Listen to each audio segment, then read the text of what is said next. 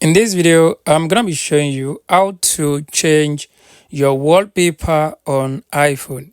To change your wallpaper on iPhone, very simple and easy to do. The first thing you want to do, you want to go to the photos gallery on your iPhone. So let's go to photos. So once you get to photos on your iPhone, what you want to do here, you want to select the picture or the photo you want to use as your wallpaper for your iPhone.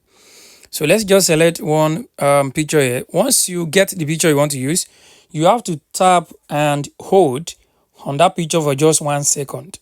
So let's tap and hold on the picture for just 1 second. So once you tap and hold on the picture for 1 second, so it will load up one small page for you. On this page, I want you to tap on share. So let's tap on share. So once you tap on share, it will load up another page for you. So I just want you to scroll down on this page. Once you scroll down, you are going to see use as wallpaper. So I want you to tap on that use as wallpaper. Once you tap on use as wallpaper, you can see it has been changed successfully. So guys, this is how you can change your wallpaper on iPhone.